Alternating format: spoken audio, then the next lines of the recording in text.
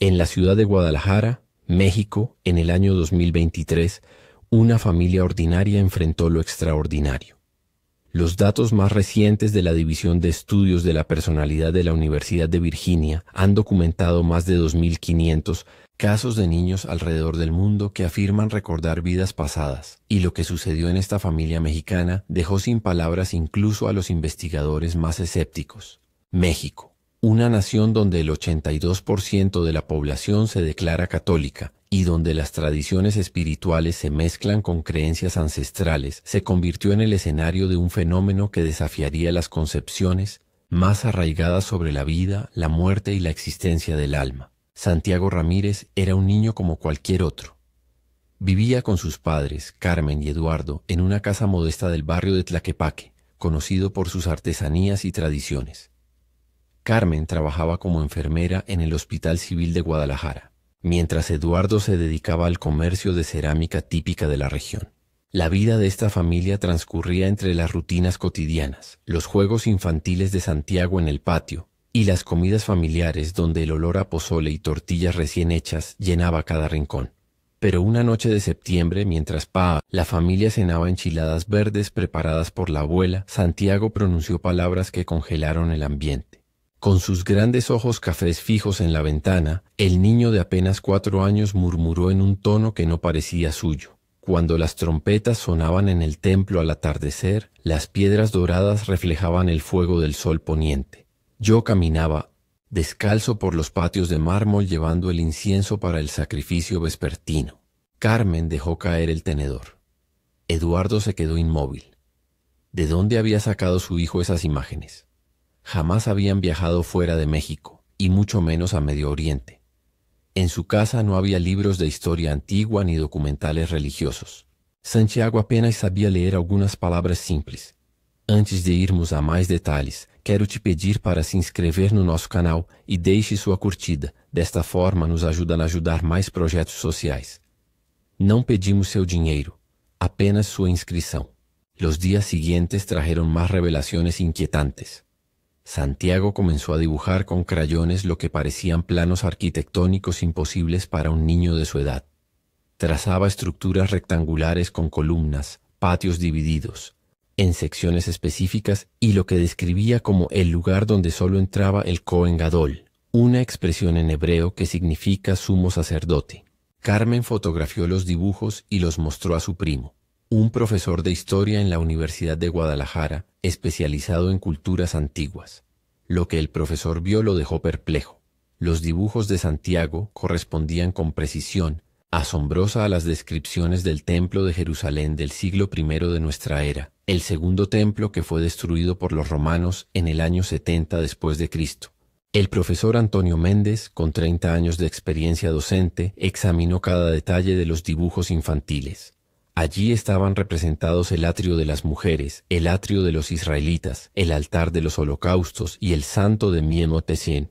Los santos, todos en proporciones y ubicaciones correctas según los registros históricos y las descripciones del historiador judío Flavio Josefo. Pero lo más desconcertante fue cuando Santiago señaló una sección específica de su dibujo y dijo: «Aquí se guardaban los rollos de la Torá que yo copiaba cuando el maestro me lo permitía». Yo era muy joven, pero mis letras eran hermosas. La familia Ramírez no sabía cómo proceder. Eduardo, criado en una tradición católica conservadora, sentía que estas revelaciones de su hijo contradecían todo lo que le habían enseñado. La doctrina católica, como lo confirma la teología cristiana ortodoxa, rechaza explícitamente la reencarnación, considerándola incompatible con la fe en la resurrección y el juicio final. Según las enseñanzas de la Iglesia, cada persona tiene una vida única, un cuerpo y alma con identidad irrepetible. Y después de la muerte viene el juicio divino, no múltiples existencias terrenales. Sin embargo, Carmen, con su mentalidad más abierta y su exposición a diversos casos médicos inexplicables en el hospital, sentía que debían investigar más profundamente. Decidieron consultar al padre Miguel Sánchez, párroco de la iglesia de San Pedro Apóstol en Tlaquepaque, un sacerdote conocido por su apertura al diálogo y su formación teológica sólida. El padre Sánchez escuchó atentamente el relato, De la familia examinó los dibujos de Santiago y pasó varias tardes conversando con el niño. Lo que descubrió lo inquietó profundamente. Santiago no solo describía estructuras arquitectónicas, sino que hablaba de rituales específicos, nombres de festividades judías y detalles sobre la vida cotidiana en Jerusalén hace 2000 años. El niño mencionaba el Pesaj, el Yom Kippur y el Sukkot con familiaridad, festividades que no se enseñaban en su preescolar católico. El padre Sánchez, formado en el Seminario Mayor de Guadalajara con especialización en teología dogmática, conocía bien la posición oficial de la Iglesia sobre la reencarnación. Desde el Concilio de Constantinopla en el año 553, la Iglesia había condenado las enseñanzas de Orígenes sobre la preexistencia de las almas y su posible reencarnación. La teología cristiana afirma claramente, citando la Carta a los Hebreos capítulo 9, versículo 27, «Está establecido que los hombres mueran una sola vez y después de esto el juicio». Sin embargo, el sacerdote también era consciente de que el judaísmo, especialmente en su vertiente mística conocida como Cábala, sí acepta el concepto de reencarnación o Gilgul Neshamot, el ciclo de las almas. Intrigado por la complejidad del caso, el padre Sánchez contactó al doctor Javier Hernández, psiquiatra infantil del Hospital Civil de Guadalajara y miembro de la Asociación Mexicana de Psiquiatría. El doctor Hernández había leído sobre los estudios del doctor Jim Tucker de la Universidad de Virginia, quien había continuado el trabajo pionero del doctor Ian Stevenson en casos de niños que afirmaban recordar vidas pasadas. Stevenson había documentado más de 2.500 casos entre los años 1960 y 2000, viajando por todo el mundo y descubriendo patrones consistentes en estos fenómenos. Según los hallazgos de Tucker y Stevenson, la mayoría de estos recuerdos aparecen en niños entre 2 y 6 años de edad y tienden a desvanecerse alrededor de los 7 u 8 años. En aproximadamente 35% de los casos, los niños presentan marcas de nacimiento que corresponden a heridas de la persona fallecida que supuestamente fueron en una vida anterior. El promedio de tiempo entre la muerte y el renacimiento en estos casos documentados es de aproximadamente 16 meses. Más revelador aún, en 23% de los casos estudiados, la personalidad anterior era del sexo opuesto al de la vida actual. El doctor Hernández diseñó un protocolo de evaluación para Santiago que incluía entrevistas estructuradas, pruebas psicológicas para descartar fantasía patológica o influencia externa y sesiones de juego terapéutico donde el niño podría expresarse libremente. Durante semanas, el psiquiatra infantil se reunió con Santiago en su consultorio del 5º piso del Hospital Civil, un edificio moderno con vista a la barranca de Huentitán. Las sesiones revelaron detalles cada vez más específicos y verificables. Santiago describía su vida en Jerusalén con una riqueza de detalles imposible para un niño de 4 años que apenas había salido de Guadalajara. Hablaba de calles empedradas que subían en espiral hacia el monte del templo, de mercados, donde se vendían dátiles, higos y especias traídas de tierras lejanas, del olor penetrante del aceite de oliva mezclado con el incienso que se quemaba constantemente en el templo. Mencionaba que su nombre entonces era Yehuda ben Shimón y que pertenecía a una familia de escribas que copiaban textos sagrados. Lo más sorprendente llegó cuando Santiago comenzó a escribir símbolos que el doctor Hernández no reconoció. Carmen fotografió estos símbolos y los envió al profesor Méndez, quien inmediatamente identificó algunos caracteres como hebreo antiguo, específicamente la escritura paleohebrea utilizada en el período del Segundo Templo. El profesor contactó al doctor Samuel Goldstein, rabino de la comunidad judía de Guadalajara y estudioso de textos antiguos. Cuando el rabino Goldstein vio los símbolos escritos por Santiago, su rostro palideció. El niño había escrito correctamente fragmentos del Shema, la oración más sagrada del judaísmo, en una forma arcaica de hebreo que solo expertos en paleografía conocen. Me gustaría pedirte que comentes de qué ciudad y estado nos estás viendo. Tu participación nos ayuda a seguir compartiendo estos casos extraordinarios. El rabino Goldstein, formado en el Seminario Rabínico Latinoamericano de Buenos Aires, con estudios posteriores en Jerusalén, conocía bien la doctrina judía sobre la reencarnación. A diferencia del cristianismo, el judaísmo, particularmente en su tradición cabalística, acepta el concepto de Gilgul, la transmigración de las almas. Según el Zohar, el texto fundamental de la Cábala escrito en el siglo XIII, y los escritos del Ari, el gran cabalista Isaac Luria del siglo XVI, las almas pueden reencarnar múltiples veces para completar su tikkun, su corrección espiritual. El principio se basa en que hay ciertas cosas que el alma solo puede realizar cuando está encarnada en un cuerpo físico. El rabino propuso una prueba más exhaustiva. Llevó a Santiago, acompañado por sus padres y el doctor Hernández, a la sinagoga Shalom de Guadalajara, ubicada en la avenida La Paz. Allí, sin previo aviso ni preparación, mostró al niño varios objetos rituales judíos, un talit, un shofar, una menorá, tefilín y un rollo de Torá. Para asombro de todos los presentes, Santiago identificó cada objeto correctamente, explicó su uso ritual y hasta corrigió al rabino cuando éste intencionalmente dio un nombre equivocado a uno de los objetos. Cuando el rabino desenrolló parcialmente la Torá y señaló un pasaje en hebreo, Santiago, un niño de 4 años de Guadalajara que apenas estaba aprendiendo español en el preescolar, comenzó a leer el texto hebreo con fluidez, aunque con la entonación antigua que ya no se utiliza. El caso de Santiago Ramírez comenzó a atraer la atención de investigadores más allá de Guadalajara. El doctor Hernández contactó al doctor Jim Tucker en la Universidad de Virginia, quien solicitó documentación detallada del caso.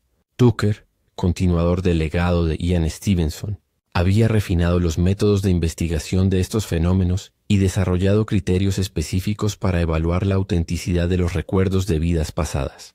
Estos criterios incluían la verificación independiente de información histórica específica, la demostración de habilidades inexplicables, la presencia de fobias o comportamientos relacionados con la supuesta vida anterior, y la consistencia temporal de los relatos. Mientras tanto, la familia Ramírez enfrentaba el desafío de criar a un niño con estas características extraordinarias. Santiago comenzó a mostrar comportamientos peculiares. Rechazaba comer ciertos alimentos que son prohibidos en las leyes kosher del judaísmo, aunque nunca se le había enseñado sobre estas restricciones alimentarias. Los viernes por la tarde, al caer el sol, el niño insistía en que debían encender velas y guardar silencio, replicando sin saberlo la tradición del Shabbat judío. Eduardo, confundido entre su fe católica y lo que veía en su hijo, consultó con varios sacerdotes en Guadalajara, obteniendo respuestas que iban desde el escepticismo absoluto hasta sugerencias de realizar un exorcismo. La tensión en la familia creció cuando Santiago comenzó a tener pesadillas recurrentes. Despertaba gritando, hablando de soldados romanos con armaduras brillantes, fuego consumiendo edificios, el sonido ensordecedor de piedras enormes cayendo y el llanto de multitudes. Estas pesadillas eran tan vívidas que el niño despertaba sudando, temblando y llamando nombres en hebreo. El doctor Hernández identificó estos episodios como posibles recuerdos traumáticos de la destrucción de Jerusalén por los romanos en el año 70 de la Era Común, cuando el general Tito sitió la ciudad durante 5 meses, causando hambruna masiva, y finalmente destruyó el templo el 9 del mes de Ab del calendario judío. La destrucción del segundo templo de Jerusalén es uno de los eventos más traumáticos de la historia judía. Según los registros del historiador Flavio Josefo, quien fue testigo presencial de los acontecimientos, más de 1 millón de judíos murieron durante el asedio y más de 90.000 fueron capturados como esclavos. El templo, que había sido reconstruido y ampliado magníficamente por el rey Herodes el Grande, con sus patios de mármol, columnas monumentales y el Santo de los Santos recubierto de oro, fue incendiado y demolido piedra por piedra. Solo quedó en pie el muro occidental, conocido hoy como el Muro de los Lamentos, el lugar más sagrado del judaísmo contemporáneo. Si las visiones de Santiago realmente correspondían a memorias de una vida anterior, ¿había él presenciado esta catástrofe? El doctor Hernández, siguiendo los protocolos desarrollados por Tucker y Stevenson, condujo sesiones de hipnosis regresiva suave, técnica controversial pero utilizada en algunos de estos estudios. Durante una de estas sesiones, registrada en video con el consentimiento de los padres, Santiago, en estado de relajación profunda, narró con voz pausada y madura, completamente diferente a su habitual voz infantil, lo siguiente: tenía 18 años cuando llegaron las legiones. Mi maestro, Rabbi Shmuel, me ordenó esconder los rollos más sagrados en una cámara secreta bajo el atrio de las mujeres. El humo del fuego cubrió el cielo. Oí los gritos de los levitas intentando proteger el templo. Vi cómo caían las columnas. Una viga ardiente cayó sobre mí cuando intentaba salvar los últimos pergaminos.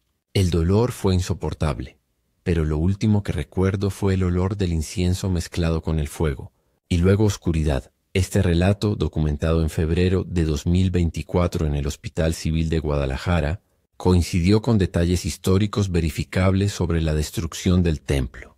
Los investigadores notaron que Santiago mencionó específicamente el atrio de las mujeres, una sección del templo cuya ubicación exacta y función específica solo se conocen mediante estudios arqueológicos y textos especializados que ciertamente un niño de 4 años de México no habría consultado. El caso llegó a oídos del doctor Alejandro Parra, psicólogo argentino especializado en fenómenos anómalos y presidente de la Fundación Argentina de Psicología Paranormal, quien viajó a Guadalajara para entrevistar a Santiago y su familia. El doctor Parra, con 20 años de experiencia investigando casos de supuesta reencarnación en América Latina, quedó impresionado por la consistencia y especificidad de los recuerdos del niño. Utilizando protocolos estandarizados de evaluación, Parra descartó fraude, fantasía elaborada, criptomnesia o influencia parental. Durante su investigación, Parra descubrió algo revelador. Santiago presentaba una marca de nacimiento inusual en su espalda, una cicatriz queloidea diagonal que cruzaba desde el hombro izquierdo hasta la parte media de la espalda. Esta marca, según los estudios de Stevenson, podría corresponder a la herida que causó la muerte en la vida anterior. Stevenson había documentado que en 43 de 49 casos donde se obtuvo documentación médica de la persona fallecida, las marcas de nacimiento correspondían con las heridas mortales.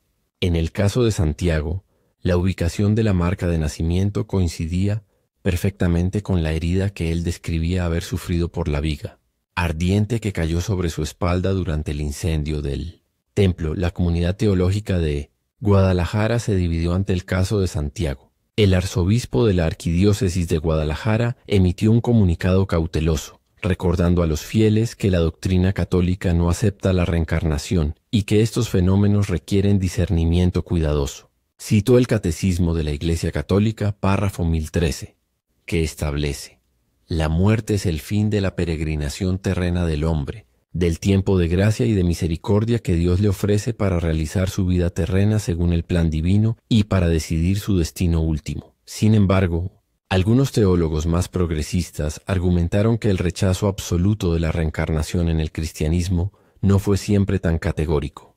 El padre Ernesto López, doctor en teología por la Universidad Iberoamericana de México, señaló que en el cristianismo primitivo existieron corrientes que aceptaban formas de preexistencia del alma. Orígenes de Alejandría, uno de los padres de la iglesia más influyentes del siglo III, enseñaba la doctrina de la apocatástasis, que incluía elementos de preexistencia del alma, aunque no exactamente reencarnación en el sentido oriental. Fue en el Segundo Concilio de Constantinopla del año 553 que estas enseñanzas fueron oficialmente condenadas. El padre López también destacó pasajes bíblicos que algunos interpretan como referencias a la reencarnación, aunque la teología ortodoxa los entiende de manera diferente. En el Evangelio de Mateo capítulo 17 versículos del 10 al 13, Jesús afirma que Juan el Bautista era Elías que había de venir.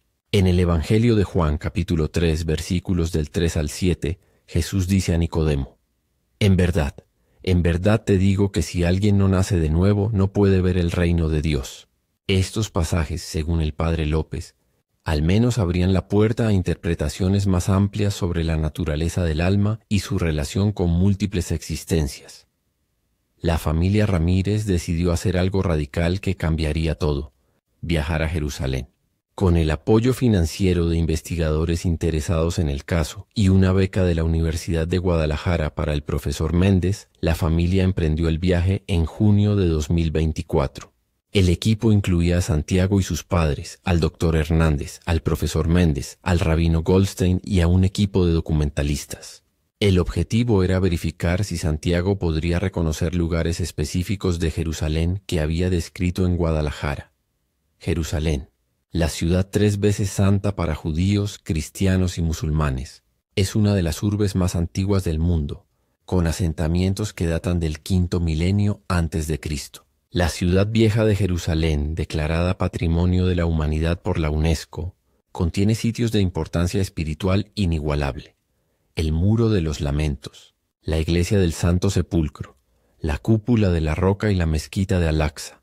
Para un niño de Guadalajara, esta ciudad exótica y milenaria debería haber sido completamente ajena y desconcertante. Pero lo que sucedió dejó a todos sin aliento. Apenas llegaron al aeropuerto Ben Gurión de Tel Aviv, Santiago comenzó a comportarse de manera extraña. Miraba el paisaje con familiaridad, comentaba sobre cómo las cosas habían cambiado mucho y señalaba direcciones específicas. Cuando entraron a Jerusalén por la carretera moderna, Santiago se mostró confundido por los edificios contemporáneos. Pero al llegar a las murallas de la ciudad vieja, sus ojos se iluminaron con reconocimiento. Sin que nadie le diera indicaciones, Santiago guió al grupo por las estrechas calles de piedra de la ciudad vieja, describiendo callejones que ya no existían pero que, según registros arqueológicos, habían estado allí en el siglo I.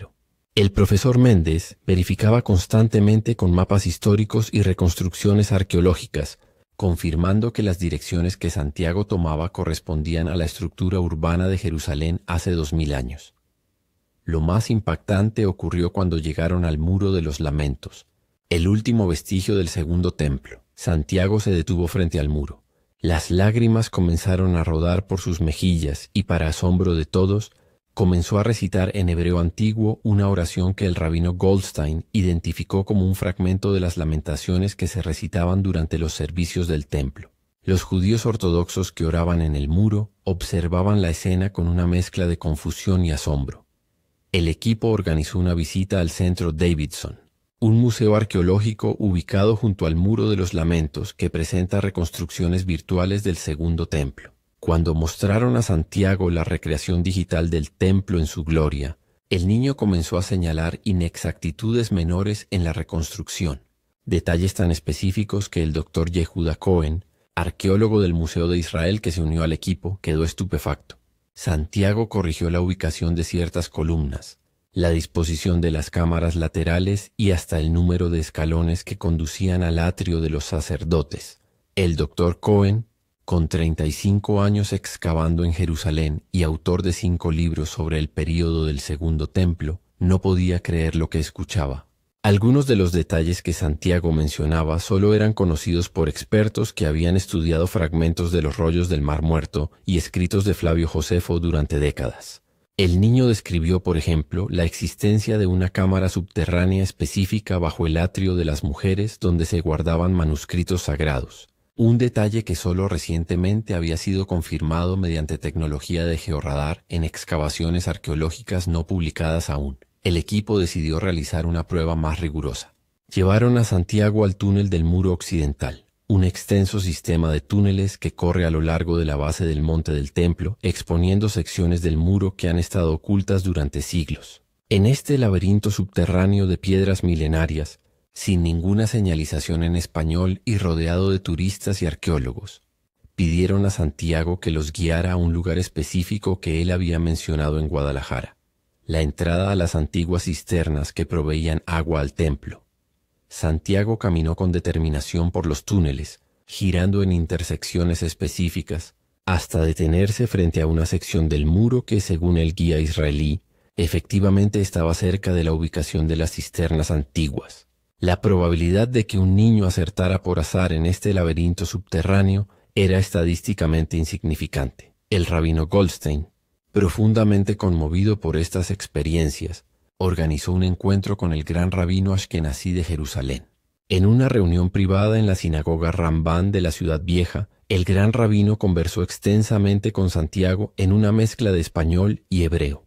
Después de 2 horas de diálogo, el gran rabino, un erudito de 83 años versado en Talmud y Cábala, declaró que las descripciones de Santiago sobre la vida en Misiponis, Jerusalén del siglo I, eran extraordinariamente precisas y consistentes con las fuentes judías más antiguas. El gran rabino explicó la perspectiva judía sobre estos fenómenos.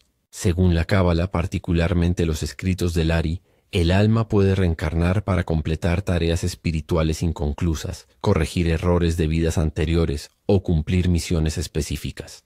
El concepto de Gilgul Neshamot no es marginal en el judaísmo, sino que es aceptado por una porción significativa de judíos observantes, especialmente aquellos influidos por la tradición jasídica.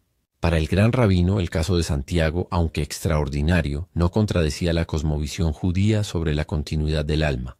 Sin embargo, la posición cristiana seguía siendo muy diferente. El padre Juan Solana, sacerdote católico mexicano que vivía en Jerusalén como parte de la custodia de Tierra Santa, se reunió con la familia Ramírez y expresó las reservas teológicas de la Iglesia. Citó al teólogo católico Jeffrey Burton Russell, quien concluyó que la reencarnación es incompatible con la cosmovisión cristiana porque contradice doctrinas fundamentales como la unicidad de la vida terrenal, el juicio particular inmediatamente después de la muerte y la resurrección de los cuerpos al final de los tiempos.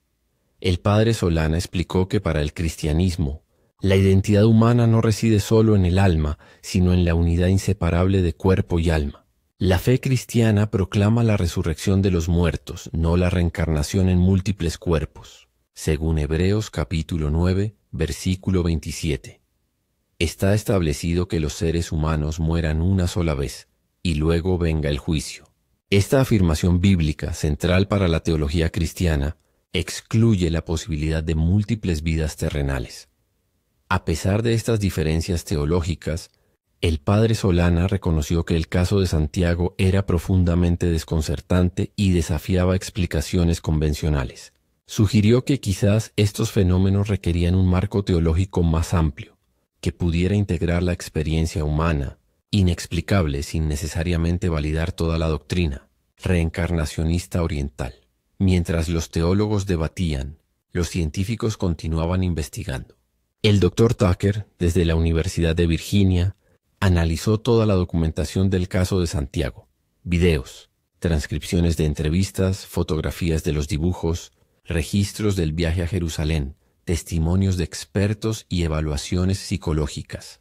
Su conclusión preliminar, publicada en un artículo académico en el Journal of Scientific Exploration en octubre de 2024, fue que el caso de Santiago Ramírez representaba uno de los ejemplos más convincentes de memoria aparente de vida pasada, documentados en América Latina. Tucker destacó varios elementos que hacían el caso particularmente sólido: la edad temprana del niño cuando comenzaron los recuerdos, la especificidad y verificabilidad de la información proporcionada, la presencia de habilidades inexplicables como el conocimiento del hebreo antiguo, la marca de nacimiento consistente con la herida mortal descrita, y la verificación en el terreno en Jerusalén. Sin embargo, Tucker, como científico prudente, enfatizó que estos casos, aunque sugestivos, no prueban definitivamente la reencarnación, sino que indican que nuestra comprensión de la conciencia y su relación con el cerebro físico es probablemente incompleta. El debate sobre el caso de Santiago se expandió a círculos académicos internacionales. En noviembre de 2024, la familia fue invitada a participar en un simposio sobre conciencia y supervivencia de la personalidad en la Universidad Nacional Autónoma de México en la Ciudad de México. Allí, neurocientíficos, psicólogos, filósofos y teólogos de diversas tradiciones discutieron las implicaciones del caso. El doctor Carlos Alvarado, psicólogo costarricense especializado en estudios de la conciencia, presentó un análisis comparativo del caso de Santiago con otros casos latinoamericanos similares. Mencionó el caso de una niña brasileña de 5 años que recordaba haber sido una maestra en Sao Paulo en los años 60. El caso de un niño argentino que describía detalles de la vida de un soldado de la Guerra de Malvinas, y varios casos más de México, Colombia y Chile.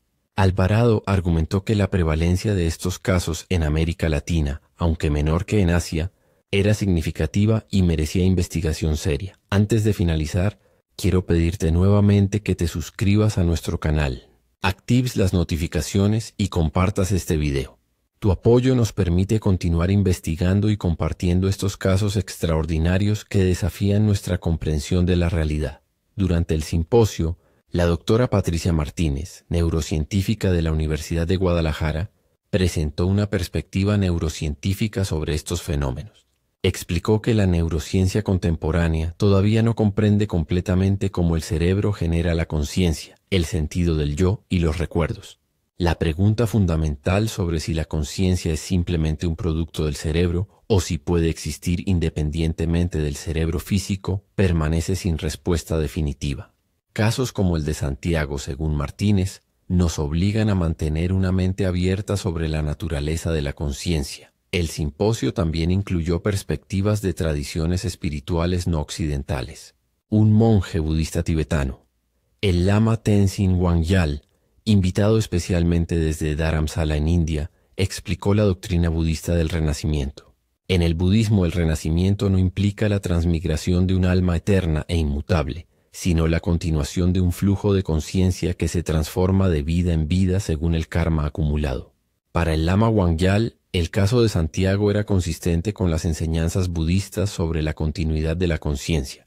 Un pandit hindú, el Dr. Rajesh Sharma, profesor de filosofía védica en la Universidad de Benares, que también fue invitado al simposio, presentó la perspectiva hindú de la reencarnación. En el hinduismo, el concepto de samsara, el ciclo de nacimientos y muertes, es fundamental. El Atman, el ser verdadero, transmigra de cuerpo en cuerpo hasta alcanzar moksha, la liberación. El Dr. Sharma citó las Upanishads y el Bhagavad Gita para explicar que el alma eterna abandona cuerpos viejos y entra en nuevos, así como una persona se quita ropa vieja y se pone ropa nueva. Estas diversas perspectivas religiosas y filosóficas demostraron que más del 60% de la población mundial vive en culturas que aceptan alguna forma de reencarnación o renacimiento. Solo las religiones abrahámicas, judaísmo, cristianismo e islam, con algunas excepciones como la cábala judía, han rechazado históricamente esta doctrina.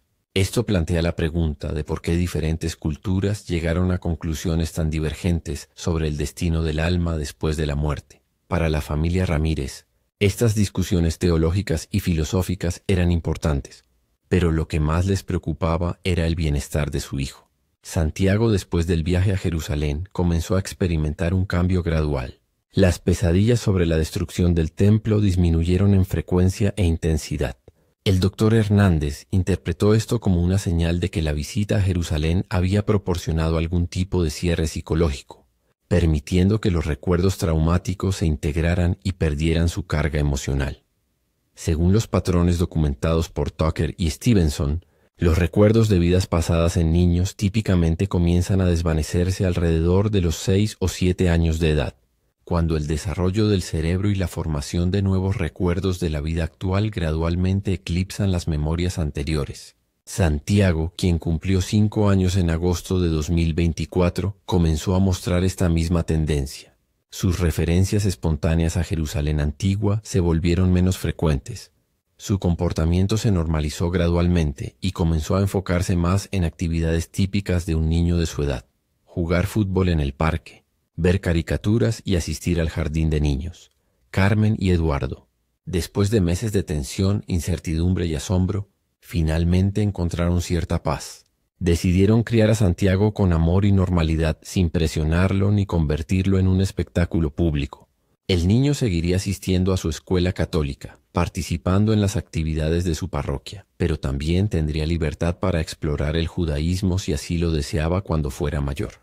El rabino Goldstein ofreció enseñarle hebreo moderno cuando Santiago mostrara interés, respetando siempre las decisiones de los padres. El caso de Santiago Ramírez dejó un impacto duradero en todos los que participaron en su investigación. El padre Miguel Sánchez, el sacerdote católico que primero escuchó el relato de la familia, comenzó a reflexionar más profundamente sobre los misterios de la existencia que su formación teológica tradicional no podía explicar completamente. Sin abandonar su fe católica ni aceptar plenamente la reencarnación, el padre Sánchez desarrolló una posición más humilde y abierta ante fenómenos que desafían las categorías teológicas convencionales. El profesor Antonio Méndez, el historiador de la Universidad de Guadalajara, publicó un artículo académico titulado Memoria colectiva y casos anómalos, el fenómeno Santiago Ramírez, en la Revista Mexicana de Historia. En el artículo, Méndez exploraba la posibilidad de que ciertos individuos pudieran acceder, mediante mecanismos aún desconocidos, a información histórica almacenada de alguna manera en lo que el psicólogo suizo Carl Jung llamaba el inconsciente colectivo. Esta hipótesis, aunque especulativa, ofrecía una alternativa a la explicación reencarnacionista que algunos investigadores encontraban menos problemática desde el punto de vista científico. El doctor Javier Hernández, el psiquiatra infantil, comenzó a interesarse más profundamente en los estudios de la conciencia y se incorporó como investigador asociado al proyecto del Dr. Tucker en la Universidad de Virginia. Hernández reconoció que su formación médica convencional, aunque valiosa, era insuficiente para abordar fenómenos como el de Santiago. Se propuso desarrollar protocolos de evaluación más sofisticados para casos similares, que pudieran surgir en el futuro en México y América Latina. El rabino Samuel Goldstein experimentó el caso de Santiago como una confirmación de las enseñanzas cabalísticas que había estudiado durante décadas. Para él, Santiago era un alma antigua, un Gilgul que había regresado con una misión específica: recordar a la humanidad contemporánea la importancia de la memoria sagrada y la continuidad espiritual. El rabino comenzó a dar conferencias en la comunidad judía de Guadalajara sobre la doctrina de la reencarnación en el judaísmo, un tema que muchos judíos mexicanos desconocían. En febrero de 2025, cuando Santiago tenía 5 años y medio, la familia recibió una invitación sorprendente. La División de Estudios de la Personalidad de la Universidad de Virginia organizaba una conferencia internacional sobre casos de memoria de vidas pasadas en niños y querían que la familia Ramírez asistiera. La conferencia reuniría a investigadores de 20 países, familias de niños con experiencias similares y expertos en diversos campos. Carmen y Eduardo decidieron asistir, viendo esto como una oportunidad para que Santiago conociera a otros niños que habían pasado por experiencias similares. El evento, realizado en Charlottesville, Virginia, fue transformador para la familia. Allí conocieron a una niña tailandesa de 6 años que recordaba haber sido un monje budista, un niño libanés de 7 años que describía haber sido un soldado en la guerra civil de su país, una niña india de 8 años que hablaba idiomas que nunca había aprendido, y muchos otros casos documentados. Para Santiago fue especialmente reconfortante conocer a otros niños que no lo veían como extraño, sino que compartían experiencias similares. Los niños jugaron juntos en los jardines de la universidad mientras los investigadores presentaban sus hallazgos en las salas de conferencias. Carmen observó cómo su hijo, por primera vez en más de un año, se sentía completamente normal y aceptado. El Dr. Tucker presentó datos estadísticos compilados de más de 2.500 casos en los archivos de la División de Estudios de la Personalidad. Los patrones eran consistentes. La mayoría de los casos involucran niños entre 2 y 6 años. Los recuerdos típicamente se desvanecen alrededor de los 7 u 8 años. Aproximadamente 70% de los casos involucran muertes violentas o traumáticas en la supuesta vida anterior. El promedio de tiempo entre la muerte y el renacimiento es de 16 meses. En 23% de los casos hay cambio de género entre las vidas. Y en 35% de los casos hay marcas de nacimiento correspondientes a heridas de la vida anterior. Estos patrones estadísticos, argumentó Tucker, no prueban la reencarnación de manera concluyente, pero sí indican que estos casos no son simplemente fantasías infantiles aleatorias. La consistencia transcultural de los patrones, el hecho de que niños de culturas completamente diferentes muestren características similares en sus supuestos recuerdos, sugiere que hay un fenómeno real que requiere explicación seria. Durante la conferencia, hubo presentaciones de neurocientíficos que exploraban hipótesis alternativas. Algunos propusieron que estos niños podrían estar accediendo a información mediante formas de percepción extrasensorial o telepatía, adquiriendo conocimiento de eventos y personas fallecidas sin que esto implique necesariamente reencarnación. Otros sugirieron que podría existir algún tipo de campo de información o memoria universal a la que ciertos individuos sensibles pueden acceder bajo ciertas condiciones. Estas hipótesis, aunque también especulativas, intentaban explicar los datos sin recurrir a la reencarnación. Sin embargo, los partidarios de la explicación reencarnacionista argumentaban que estas alternativas no explicaban satisfactoriamente todos los aspectos de los casos más fuertes. Por ejemplo, cómo explicar las marcas de nacimiento correspondientes a heridas mortales. Cómo explicar las fobias específicas relacionadas con el modo de muerte en la supuesta vida anterior. ¿Cómo explicar la identificación emocional profunda con la personalidad anterior, donde los niños sienten que eran esa persona, no solo que recuerdan información sobre ella? El debate continuó durante los 3 días de la conferencia, sin llegar a conclusiones definitivas, pero con un acuerdo general de que estos fenómenos merecen investigación científica rigurosa, libre de prejuicios tanto materialistas como espiritualistas. El consenso fue que la ciencia debe seguir los datos donde quiera que conduzcan, incluso si desafían paradigmas establecidos. Para Santiago Ramírez, ahora con casi 6 años, los recuerdos de Jerusalén antigua continuaron desvaneciéndose gradualmente como era esperado. Para el verano de 2025, el niño hablaba cada vez menos de su supuesta vida anterior. Cuando se le preguntaba sobre Yehuda ben Shimón, a veces se encogía de hombros y decía que ya no recordaba mucho. Era como si esa ventana temporal a otra vida se estuviera cerrando lentamente, dejando solo fragmentos vagos de memorias que pronto serían indistinguibles de sueños lejanos. El doctor Hernández, siguiendo los protocolos de investigación longitudinal, continuó evaluando a Santiago cada 6 meses. En septiembre de 2025, cuando Santiago cumplió 6 años, el psiquiatra documentó que el niño había experimentado aproximadamente un 80% de disminución en las referencias espontáneas a la vida en Jerusalén.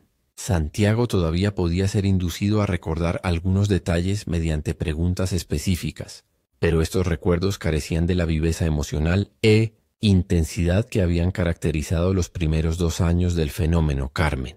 Y Eduardo observaba en este proceso de desvanecimiento con sentimientos mezclados. Por un lado, se aliviaban de ver a su hijo volverse más normal, liberándose de la carga de recuerdos que no pertenecían a su vida actual.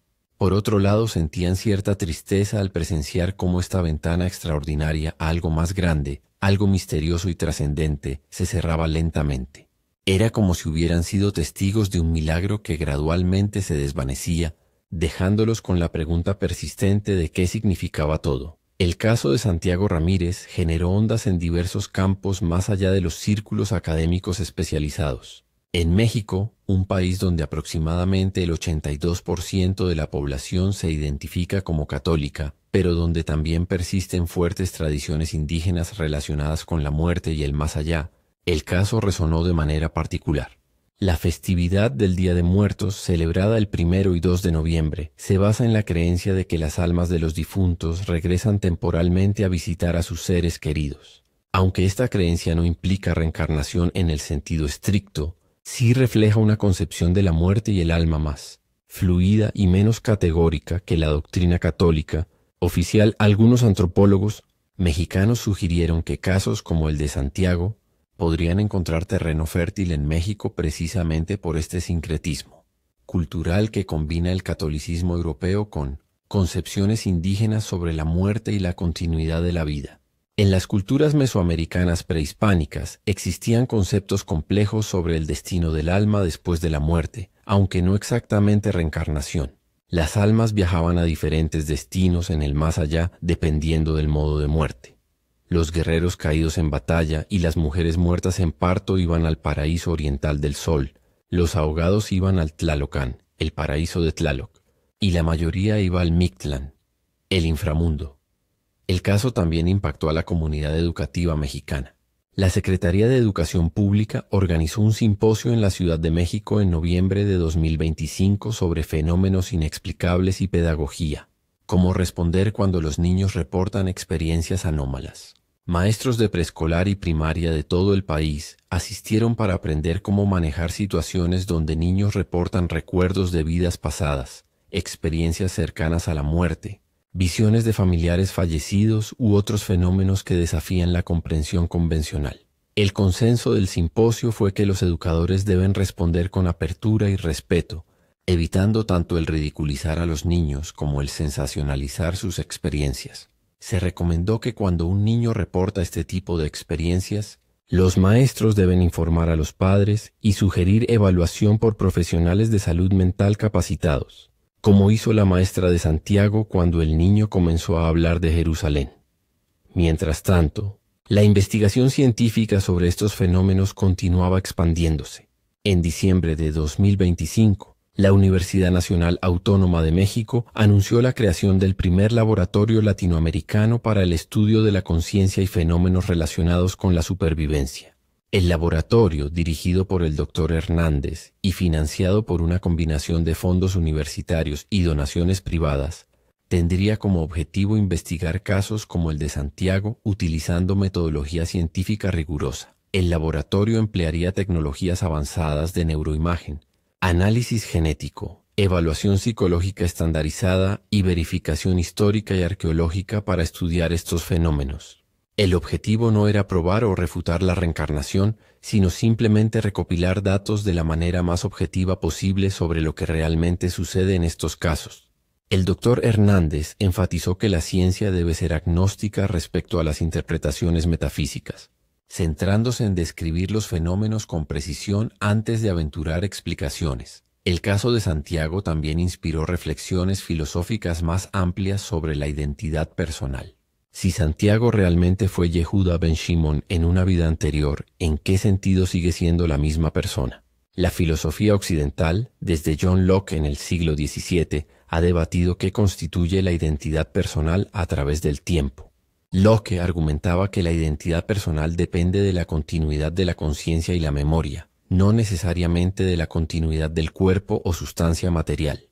Si esto es correcto, entonces alguien que recuerda genuinamente experiencias de otra vida podría, en algún sentido significativo, ser considerado la misma persona que vivió esas experiencias. Sin embargo, otros filósofos han argumentado que la identidad personal requiere no solo continuidad psicológica, sino también continuidad física o causal de algún tipo. Sin una cadena causal clara conectando a Santiago con Yehuda, incluso si Santiago tuviera todas las memorias de Yehuda, no sería literalmente la misma persona. Estas son las complejidades filosóficas que casos como el de Santiago ponen en primer plano. Para abril de 2026, cuando Santiago tenía 6 años y medio y cursaba el segundo año de preescolar, los recuerdos de Jerusalén se habían desvanecido casi por completo. El niño ya no hablaba espontáneamente de templos, sacrificios o escribas. Jugaba fútbol con sus amigos en el patio de la escuela, le encantaban los tacos de pastor que vendían cerca de su casa y soñaba con ser bombero cuando creciera. Era, en todos los aspectos observables, un niño mexicano normal y feliz. Carmen guardó todos los dibujos que Santiago había hecho durante los años del fenómeno, junto con videos, transcripciones de entrevistas y fotografías del viaje a Jerusalén. Estos documentos, ahora parte del archivo de la Universidad de Virginia y del nuevo laboratorio de la UNAM, servirían como testimonio de un periodo extraordinario en la vida de su familia. Carmen sabía que cuando Santiago fuera mayor, tendría la opción de revisar todo este material y decidir por sí mismo qué significaba. Eduardo, cuya fe católica había sido profundamente desafiada por estos eventos, encontró finalmente una forma de integrar su experiencia con su tradición religiosa. Llegó a ver el caso de su hijo no como prueba de reencarnación en el sentido oriental, sino como evidencia de que el mundo espiritual es más misterioso, más complejo y más sorprendente de lo que cualquier sistema teológico puede capturar completamente. Siguió asistiendo a misa cada domingo, pero con una humildad renovada ante los misterios divinos que escapan a la comprensión humana. El padre Miguel Sánchez, quien había acompañado a la familia durante todo el proceso, reflexionó en una homilía sobre el caso, sin mencionar nombres específicos. Citó las palabras de San Pablo en 1 Corintios capítulo 13, versículo 12. Ahora vemos por espejo oscuramente, mas entonces veremos cara a cara. Ahora conozco en parte, pero entonces conoceré como fui conocido. El padre Sánchez sugirió que nuestra comprensión actual de los misterios de la vida